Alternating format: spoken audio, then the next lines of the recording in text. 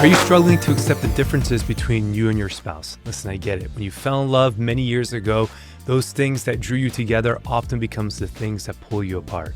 If that is you, then you want to stick around for this episode because I'm going to give clear advice for how to accept those differences between you and your spouse.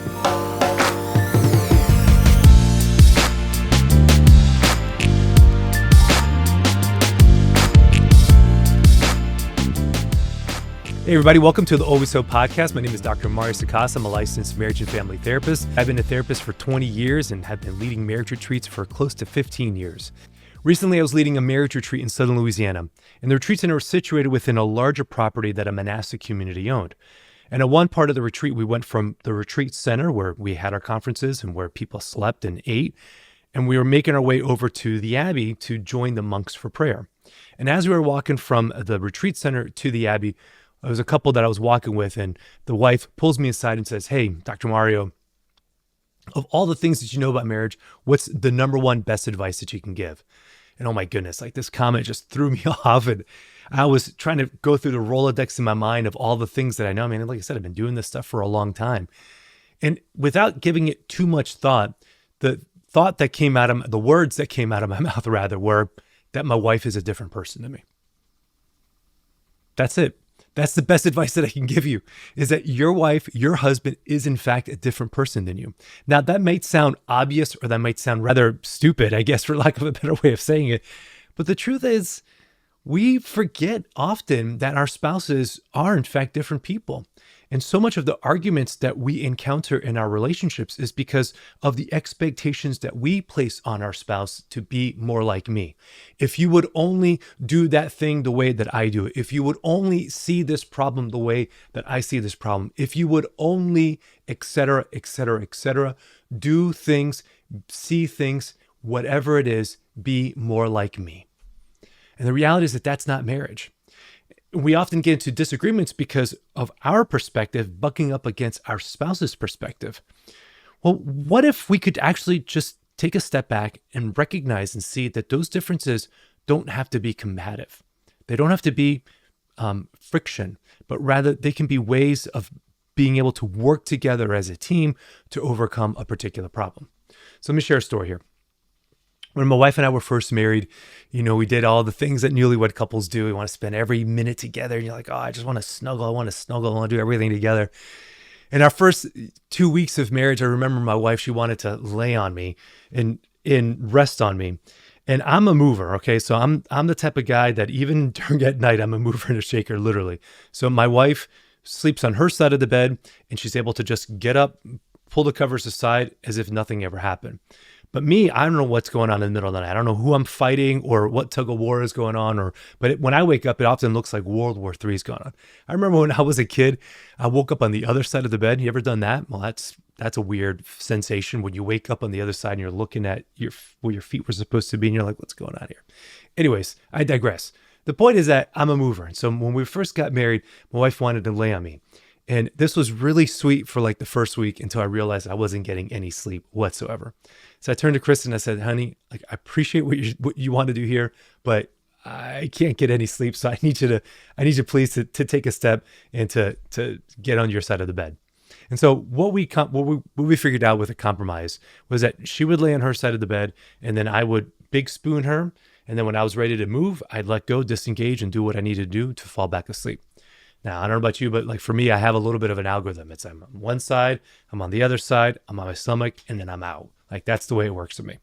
All right. So that was one of the first little tips that we had, was recognizing that we had differences in the way that we sleep and in the ways that we want, the differences in need for snuggling. All right. Well, that wasn't the really first argument.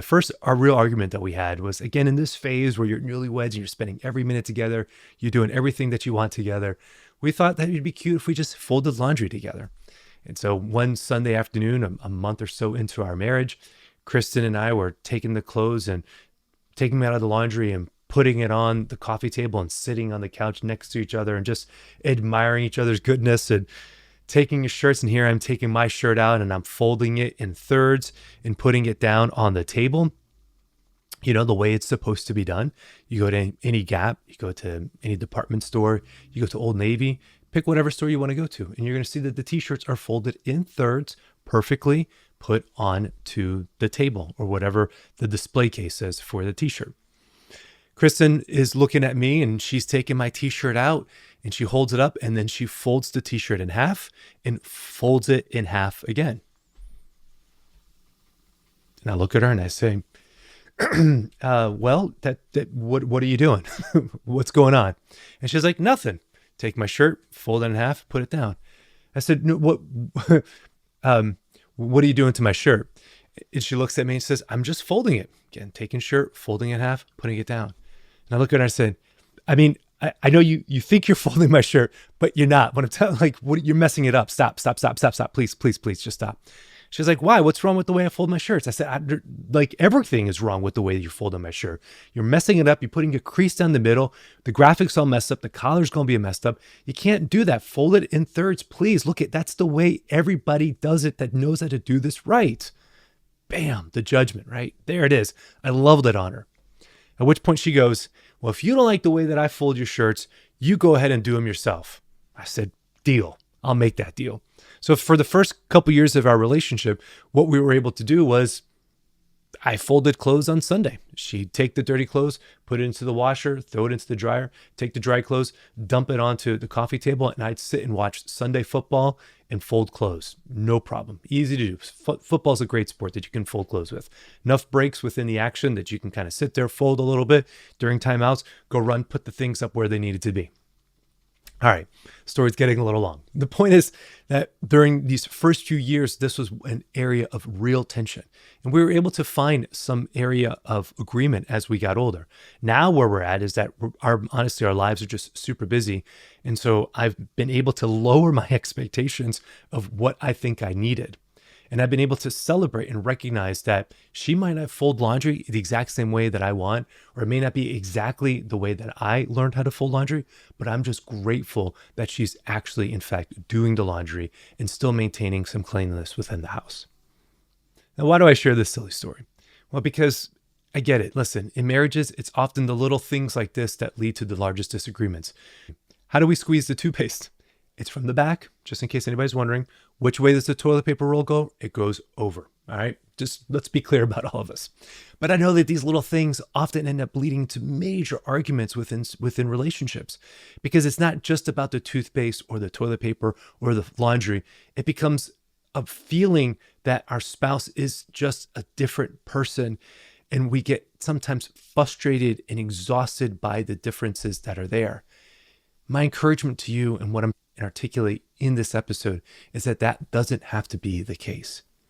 See, what I realized is when I didn't have to be combative all the time with my wife, or I didn't have to keep trying to convince her to come onto my side or convince her to continue to see things as I see them, what started happening was that I was able to start appreciating her and her perspectives. When Kristen and I walk into the same room, the things that are going to activate her nervous system and her threat response are going to be different than the things that are going to activate my nervous system and threat response. The things that she pays attention to in movies are different than the things that I pay attention to in movies. The way that she solves math problems is different than the way that I solve math problems. We get to the same answer, but the order of operations is different. It's really remarkable. And I look at her and I say, how did you get there? What did you think? And when I ask those questions from a place of curiosity, not from a place of judgment, rather than saying, what's wrong with you? Why can't you just do things the way that I do them? If the question is, help me understand what's going on. Help me understand how you came to that conclusion. Help me understand what your thought process is right now. Now we're inviting curiosity. Now we're inviting openness. Now we're inviting dialogue. And when you start hearing those perspectives emerge, what you realize is that my own ego is in fact getting in the way, first and foremost. And then second of all, my perspectives are in fact limited. And so when we now make decisions about things, or I'm about to start a new project or take a trip or something of that nature, I might have a series of questions that I'm thinking of asking in a discernment of whether or not I should do this thing. I realize that perspective is limited. And so I invite my wife into the conversation. And what she's able to share with me is her perspective, her set of questions, which are questions that I haven't even considered. They might overlap in some areas for sure, and we'll be in agreement, but there's going to be places where what she's expecting out of this outcome is very different than what I'm expecting out of this outcome. Or what she's discerning out of this decision, whatever the case might be, is different than the things that I'm considering in this discernment. And rather than looking at that as competition or a tug of war between spouses, what I've learned to do is let go of that and recognize that no, her perspective is valid. Let's listen to what her perspective is, and let's together work on a resolution. Let's together work on finding some type of common ground here that's going to help us move forward. What I've also learned is that sometimes my disposition of being quicker to make decisions and let's go has to be the way that we have to do it. But her disposition of being a little bit more patient, a little bit more discerning, sometimes is also the thing that we must do.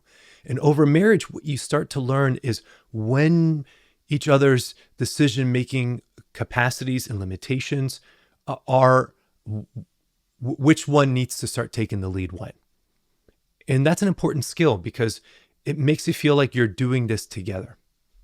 So again, there's certain circumstances where my way is the best, and there's certain circumstances where her way is better. All right, let's just get practical. All right, let's say that you are struggling to just accept these differences, and you're saying, Mario, that's fantastic. This is all great, but man, I'm really, really struggling. Well, the first thing that you want to do is you want to reflect on why you fell in love with the person that you fell in love with. Why did you choose your spouse? Why did you choose her? What is it about her that captured your imagination all those years ago when you were dating, when you proposed, and then when you got married? It's an important discussion. Why? Well, because you have to assume that A, you're not an idiot, okay? And that you made a good decision here. You made a really good decision on the day of your wedding. You knew who she was, you saw something in her that you really liked, and you chose it. That's one. The second thing you need to know is that you didn't marry a sociopath, that she wasn't manipulating you, or she didn't, pull the wool over your eyes, or whatever the expression is, that there's something there that was good, and she saw something good in you as well. So if you can recognize that you made a good decision on the day of your wedding, then let's recall that. Because I would venture to guess that the things that you were attracted to on the day of your wedding are the very same things that are frustrating the snot out of you right now. But if you can see the fact that they're good and that you chose them, then reconnecting with why you chose them, reconnecting with those feelings of joy, with those feelings of warmth, with the good things that were there, the thoughts that you had about how this person and how their differences actually make up for where you lack, you could see that there was something there. Reconnect with that, because when you get frustrated, you end up seeing all of that as a threat. But what we need to do is, first and foremost, we need to reconnect with that and see those differences as a gift and not as a threat. The second piece here that I think is important for us to reflect on when we're talking about differences is you have to pay attention to the resentment that's growing within your own heart towards these differences. And often the way it happens is kind of there's a depth, there's levels to this. And it starts like this. The first time that you start having some argument about something that you guys are different, you make excuses and you're like, well, she's just having a bad day. It's okay. I'll make up. I'll do what needs to be done. No big deal. Well, then that goes on for a little bit and there's no conversation about that. And so then resentment starts kicking in. And so the next level is, I can't believe her parents let her get away with this. So then you start blaming her parents and you start pinning it on her family of origin or pinning it on her upbringing or whatever it is. And you start thinking, how did she get away with this? How did her parents allow her to fold laundry that way? Like, who teaches their kids to fold laundry that way? What's wrong with them? So the resentment starts to build up towards her and towards her family. The third thing is then you start going into thinking that she's doing it intentionally to tick you off. She's doing this. She's purposely folding clothes this way. She's purposely leaving those things out. She's purposely doing this. She knows how much this bothers me. Why can't she just take my own needs into consideration? She's doing this intentionally. So you can see like the resentment starts to build. And then the last level is that when we start thinking she's just the spawn of Satan. She came from hell itself to be a demon to toil against me. I don't think we really think that against our spouses, but the point that I'm making is that there is this level of resentment that starts to build. So caution that. If you start going from 1 to 2 there and seeing that those thoughts are increasing and that they become the norm every time there's a friction point between the differences between the two of you, then those are moments that you want to take a step back, do some of the breathing mindfulness exercises that we've spoken about. Start being able to see your thoughts for what they are, and then know how to let it go a little bit. But then know when this conversation needs to be had. Let's say that your spouse is overly reliant on you or is asking more of you than you're capable of giving in that moment. Rather than putting a stiff arm and just shoving her aside, there's still ways that you can be vulnerable in establishing boundaries. And what that vulnerability looks like, even when you're establishing boundaries, is something like this. Listen, honey, I really appreciate the time that we've been able to spend together. And I'm grateful that you're sharing everything you're sharing with me. But right now I've had a really hard day, and I'm at my limit in terms of what I can do. And I know that you need me to be more of a container for you, but I just can't offer that in this moment because I feel just completely overwhelmed right now by what happened today.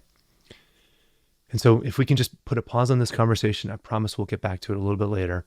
But if we can just pause right here, then that would really be great. And let's move into something that we can do together to just rest together as spouses. Boom. You're able to still draw a boundary, but doing so in a way that isn't rejecting of her or rejecting of her needs, or isn't just shoving her aside, but rather is something that acknowledges that there's a little bit of a difference, a little bit of a friction point that's happening here. And that's okay. I still love you, but I'm only giving what I can do. And often, gentlemen, and I know I'm speaking to men, I'm really speaking to both in this episode, but I'm a husband. It's the perspective I'm going to take, so I'm always going to be speaking from that. So any ladies who are listening to this episode, please just take this and reverse that language, and you're going to see that it's going to work for your husband also. But again, what we're encouraging here is to bring unity rather than just a tug of war, or rather than just shoving her aside. The last piece here, and I said this earlier, but it's worth repeating, is just that at some point what happens is that you start to learn to appreciate their strengths and appreciate their disposition. I get it that in marriage, it's like two puzzle pieces that are together, and it isn't that these two puzzle pieces are going to fit perfectly all the time. And there's moments where a little angle here, a little corner here, if I can put this up in the video here, you can see that maybe it's just a little bit where there's going to be some friction points, that there's going to be moments where the puzzle pieces don't quite align perfectly. And that's okay. That's okay. That's what it is. No marriage is perfect. Every marriage is going to have friction. We've said this before, where according to John Gottman, 2/3 of arguments that people have are perpetual problems. But if we can, as he recommends, is to not see it in gridlock, then let it go and recognize that, yeah, there's going to be some friction points, but I'm still choosing her. I'm still choosing her. I've reconnected with why I've made this decision. I've let go of resentment. And now I'm moving towards actually seeing her as a strength and actually seeing her disposition, her intellect, her imagination, her creative capacities as a strength. And if we can honor and acknowledge each other as strength, as having capacity, as having intelligence, as having good qualities that are net positive into the relationship, then we work on this thing together. Teamwork makes the dream work, as they say. And in a future episode, what we'll focus on is how to maybe rework some of these patterns of interactions that happen. There's not enough time for today's episode to do that. But in a future episode, we're going to navigate and talk about what those patterns are. But sufficient for today, I just want you to know that you can take a step back and you can start admiring them for who they are. And when you get to that, you're reconnecting with why you even started dating, and reconnecting with a sense of exploration, reconnecting with a sense of wonder, reconnecting with a sense of play, reconnecting with a sense of curiosity and desire for your spouse.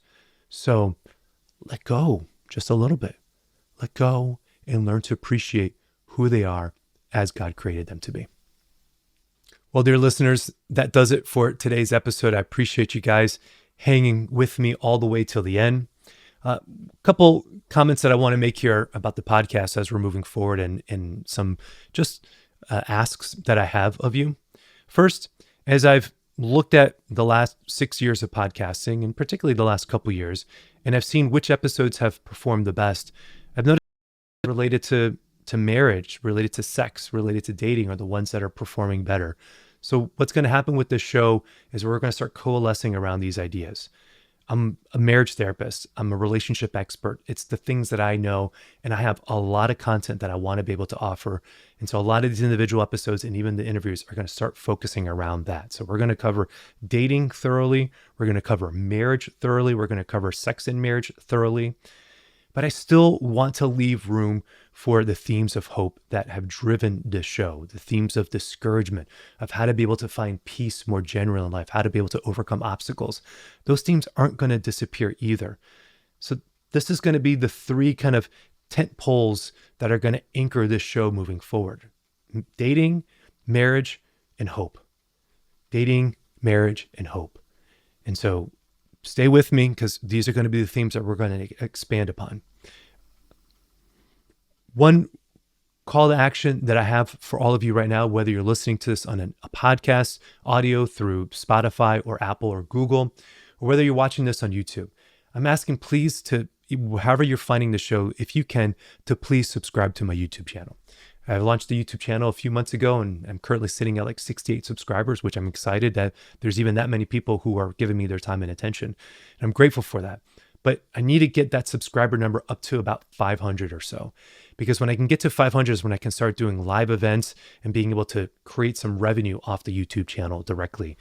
So if you can, if you've enjoyed this show, if you know anybody who's enjoyed the show, even if you don't enjoy the show, but you just want to help me out, then I'm asking you, please, it's not going to cost you anything. Please head on over to YouTube, find me at drmariusacasa.com, subscribe to the YouTube channel, and every little bit's going to help here. So thank you guys so much. Many blessings to you. Can't wait to see you next week. And we're going to continue on these themes of marriage, dating, and hope. God bless you.